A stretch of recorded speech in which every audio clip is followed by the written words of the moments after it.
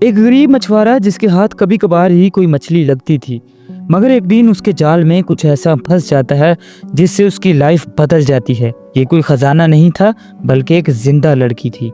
कहानी की शुरुआत में वही फिशरमैन दिखाया जाता है जिसका नाम सर्कुस है। वो समुद्र में मछलियां पकड़ रहा था। बहुत दिनों तक उसके जाल में कोई मछली नहीं आई थी, लेकिन अचानक से उसका जाल भारी होने लगता है।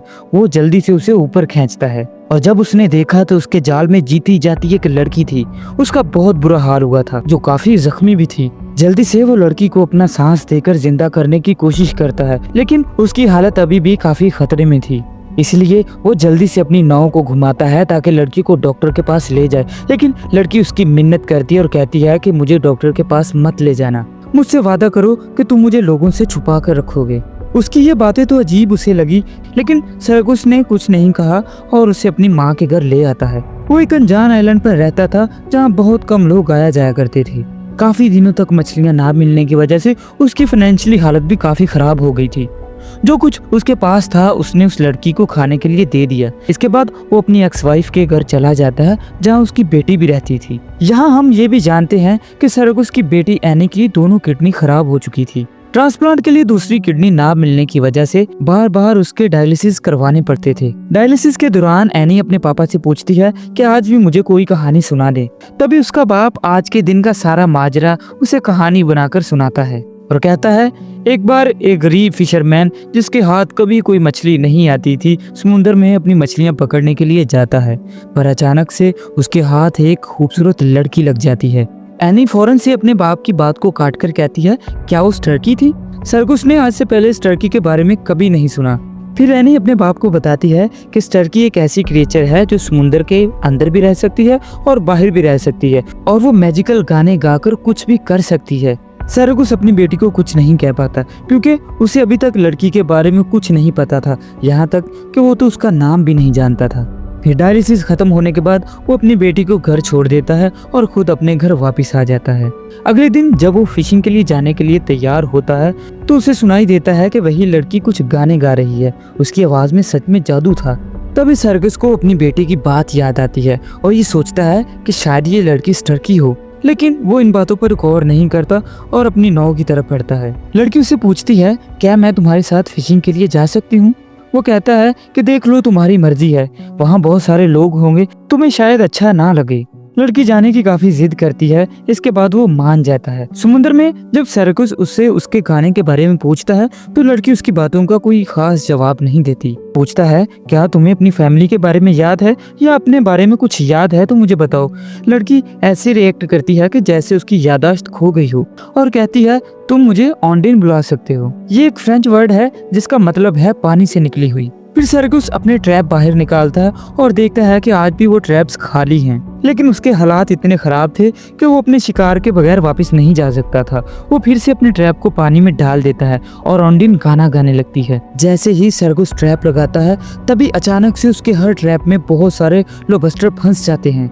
ये देखकर वो काफी खुश होता है। फिर वो ऑन्डिन से कहता है, क्या तुम मेरे साथ रोज आ सकती हो, क्योंकि तुम मेरे लिए तो बहुत लकी हो। देखो, आज ही तुम्हारे आने की वजह से मुझे कितने सारे शिकार मिल गए। अपना काम खत्म करने के बाद सर्कुस अपनी बेटी को स्कूल से लेने जाता है। उसकी बेटी एनी मोटर व्हीलचेयर चला रही थी जबकि सर्कुस अपनी कार में था। एनी उसे कहती है, वो कहानी जो आपने सुनाई थी आपने उसे पूरा ही नहीं किया। फिर वो अपनी कहानी कंटिन्यू करता है और कहता है, वो लड़की जो फिशरमैन को मिली थी उसे लेकर वो समुद्र में चला गया और देखते ही देखते उसके सारे जाल मछलियों से भर जाते। सर्कुस को लगता है कि एनी की माँ घर आ गई होगी, इसलिए वो उसे घर की तरफ भेज देता है। लेकिन एनी जो अपने पापा की कहानी सुन चुकी थी, समझ गई थी कि कहीं ना कहीं तो कहानी सच्ची हो रही है, इसलिए वो अपने पापा को फॉलो करने लगती है। उसका शक तब सच में बदलता है जब एनी अपने पापा के घर में एक लड़की को देखती है और वो ये भी देखती है कि पापा आज उसके लिए नए कपड़े लेकर आए हैं। ऑन्डिन से पूछता है, तुम यहाँ कब तक रहोगी? ऑन्डिन जवाब देती है कि जब तक तुम चाहो। सर्कुस कहता है, तुम समुद्र से आई हो तो तुम यहाँ हमेशा के लिए रह सकती हो। ये सुनकर उसे खुशी होती है। तब सर्कुस ऑन्डिन से कहता है कि मैंने अपनी बेटी को तुम्हारे बारे में बताया है, लेकिन वो सब एक कहानी के रूप में, क्योंकि एनी को कहानी सुनना बहुत पसंद है। एनी ने इस टर्की के बारे में काफी कहानियां सुन रखी थी, इसलिए उसका शक सच में बदल जाता है कि जो मेरे पापा के साथ लड़की है वो समुद्र से ही आई है। इस सब को जांचने के लिए वो अपनी लाइब्रेरी जाती है, जहाँ से वो कुछ किताबें लेती है जिनमें टर्की का जिक्र है। इसी दौरान एनी की हालत और ज्यादा खराब हो जाती है। डॉक्टर सरगुस को बताते हैं कि इसकी हालत पहले से काफी ज्यादा खराब हो चुकी है, इसलिए इसका ख्याल रखने के लिए किसी ना किसी को 24 घंटे इसके साथ रहना होगा। इसलिए सरगुस फैसला करता है कि वो अपना सारा काम काज छोड़कर अपनी बेटी के साथ रहेगा, क्योंकि उसे देखभाल की काफी जरूरत थी। उसकी वाइफ इतनी अच्छी नहीं थी जो अपनी बेटी का ख्याल रख सके। इसी वजह से वो बहुत देर पहले अपनी वाइफ को डिवोर्स दे चुका था। लेकिन कोर्ट ने सरगुस को एनी की कस्टडी नहीं दी थी, क्योंकि वो एक आम फिशरमैन था और अपनी बेटी की देखभाल नहीं कर सकता था। इसलिए बेटी को माँ के हाथों सौंप दिया जाता है। यही वजह थी कि वो अपनी बेटी के लिए हर टाइम परेशान रहता था। एक दिन एनी अपने डैड के घर आती है, जहाँ वो ऑन्डिन को स्विमिंग करते और गाते हुए देखती है और जोर से पुकार कर पूछती है, क्या तुम एक टर्की हो? तुम अपने मैजिकल गाने से मेरी बीमारी को ठीक कर सकती हो? और तुम्हारा सील कोड कहाँ पर है? मुझे पता है कि तुम्हारे पास एक सील कोड भी होगा। अगर तुम उसे जमीन में दबा दोगी तो तुम यहाँ और सालों तक सरवाइव कर पाओगी। एनी बहुत कुछ बोल रही थी, लेकिन ऑन्डिन उसकी बातों का इतना जवाब नहीं देती और वो समझ जाती है कि ये जरूर सरगुस की बेटी है, जिसे कहानियों के रूप में मेरे बारे में बताया गया है।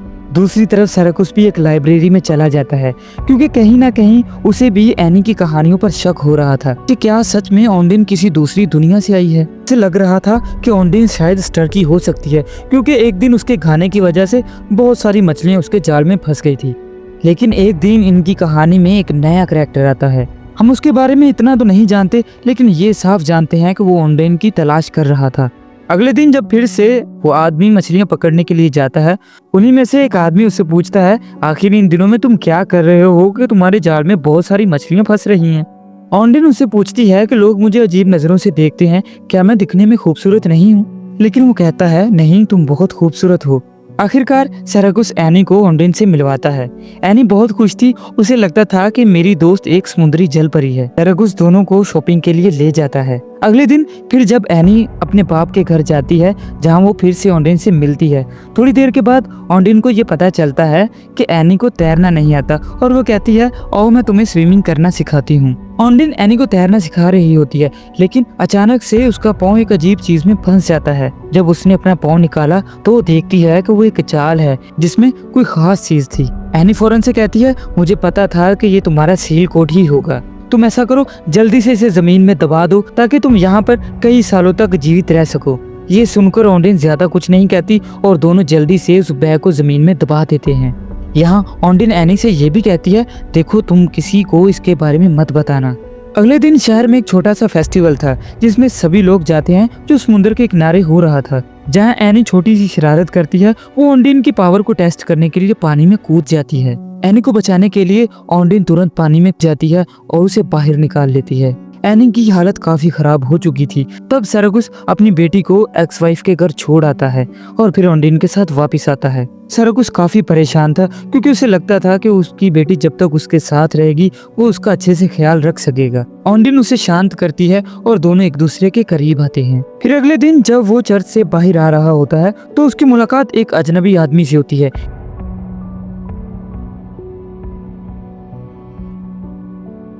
ये वही आदमी था जो कुछ देर पहले सरगुस के घर दिखाई दिया था और ऑन्डिन की तलाश में वहां आया था।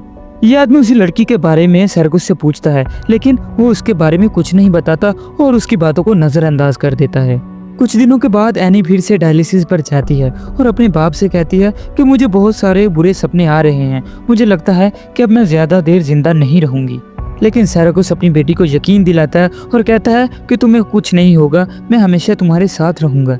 डायलिसिस के बाद जब वो अपनी बेटी को अपनी एक्स वाइफ के घर छोड़ने जा रहा था तो देखता है कि उसका घर बंद है और वो यहाँ पर नहीं। अब सरगुस शहर में अपनी एक्स वाइफ को ढूंढने के लिए जाता है, लेकिन दूसरी साइड पर वो आदमी ऑन्डिन को ढूंढते ढूंढते सरगुस के घर तक पहुंच जाता है। खुशकिस्मती से ऑन्डिन ने उस आदमी को अपनी ओर आते हुए देख लिया था, इसलिए वो साइड पर होकर छुप जाती है। वहीं दूसरी साइड पर सरगुस अपनी एक्स वाइफ को ढूंढ लेता है और उसे पूछता है, क्या मुझे तुम अपने घर की चाबी दे सकती हो? लेकिन वो चाबी देने से इनकार कर देती है और कहती है, तुम मेरी बेटी को यहाँ ही छोड़ दो और चले जाओ। वो उदास हो जाता है और वहां से चला जाता है। जैसे ही वो घर वापस आता है वो एकदम शॉक हो जाता है, क्योंकि ऑन्डिन वहां नजर नहीं आती। जब वो घर के पीछे जाता है तो वो ऑन्डिन को देखता है, जो काफी डरी हुई लग रही थी। जहाँ सर्कुस उससे पूछता है कि तुम यहाँ पर क्यों चुप कर बैठी हो। वो कहती है कि एक आदमी मुझे ढूंढता ढूंढता यहाँ पर आया था। सर्कुस उससे पूछता है वो आदमी कौन है और तुम्हें क्यों ढूंढ रहा है। ऑन्डिन उसे जवाब देती है वो मेरा पागल पति है जिससे मैं दूर रहना चाहती हूँ। सर्कुस इस सारी कहानी को सच समझ लेता है और सर्कुस कहता है कि ठीक है, मैं दुआ करता हूँ कि वो आइंदा यहाँ कभी दिखाई ना दे। लेकिन यहाँ ऑन्डिन कहती है ये दुआ नहीं, बल्कि मैं ये चाहती हूँ कि एनी ठीक हो जाए।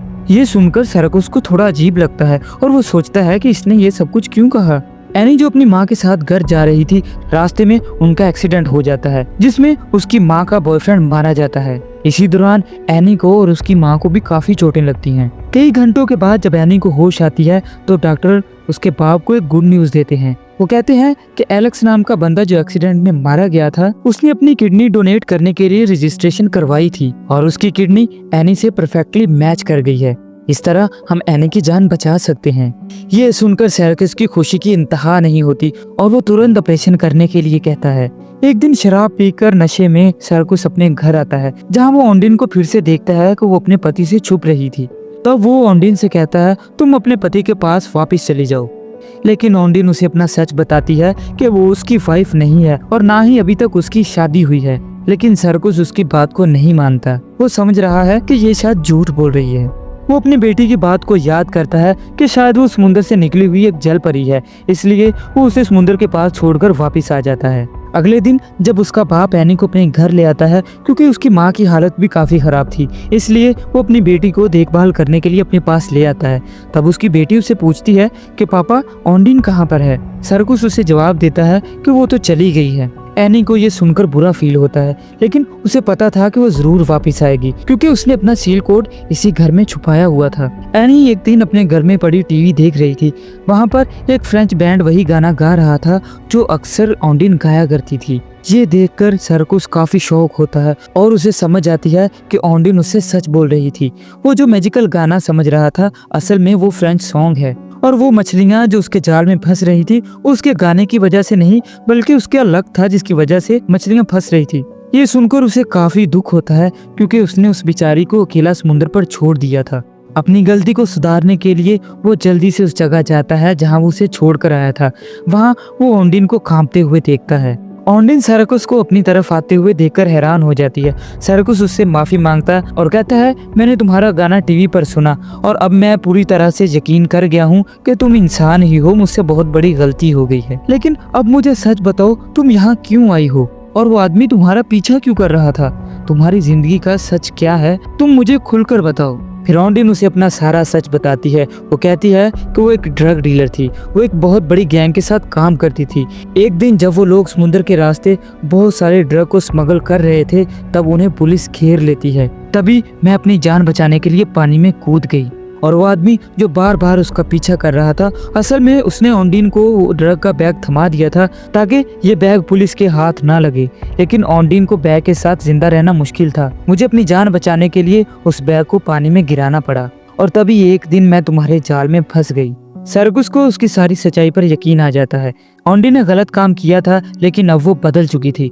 सर्कुस उसे अपने घर वापस ले आता है। जैसे ही वो दोनों वापस आते हैं तो और ज्यादा हैरान हो जाते हैं क्योंकि वो आदमी उनके आने से पहले ही घर में घुस चुका था। एनी ने उस आदमी को पहले ही सब कुछ बता दिया था कि ऑन्डिन समुद्र से आई हुई एक लड़की है और वो यहाँ अपना सील कोट लेने के लिए वापिस आएगी। एनी बेचारी तो बची थी, वो तो अभी भी इसको सारी कहानी ही समझ रही थी। वो आदमी कहता है वो सील कोड नहीं बल्कि ड्रग से भरा हुआ मेरा बैग है जो मैं वापस लेने आया हूँ। ये सुनकर एनी को कुछ समझ नहीं आती। तभी ऑन्डिन और सर्कुस भी उसके सामने आ जाते हैं। उस आदमी ने बिना सोचे समझे सर्कुस पर हमला कर दिया और अपने ड्रग के बारे में पूछता है कि वो कहाँ पर छुपाया है। अपनी जान बचाने के लिए ऑन्डिन उससे उस बैग के बारे में बता देती है, लेकिन वो देखते हैं कि वो बैग वहाँ पर भी नहीं था। अब आदमी गुस्से में आ जाता है और उनको मारना शुरू कर देता है। लेकिन इससे पहले कि ये उसकी जान ले, एनी कहती है कि वो बैग मैंने अपने डैड की बोट में छुपा दिया है। वो आदमी पागलों की तरह अपने बैग को ढूंढने की कोशिश करता है। ऑन्डिन ने उस आदमी को चकमा दिया और उसे पानी में गिरा देती है, जिससे वो डूबकर मर जाता है। इस तरीके से उनकी इस आदमी से जान छूट जाती है। ऑन्डिन ने फैसला किया कि अब वो किसी तरह के क्राइम का हिस्सा नहीं बनेगी, इसलिए वो बैग को भी पुलिस के हवाले कर देती है। कहानी के आखिरी सीन में हमें दिखाया जाता है कि सर्कुस और ऑन्डिन शादी करते हैं। ताकि वो अपनी ज़िंदगी का बाकी हिस्सा खुशी खुशी से एनी के साथ गुजार सकें। इसी के साथ ये कहानी यहीं पर ख़त्म होती है।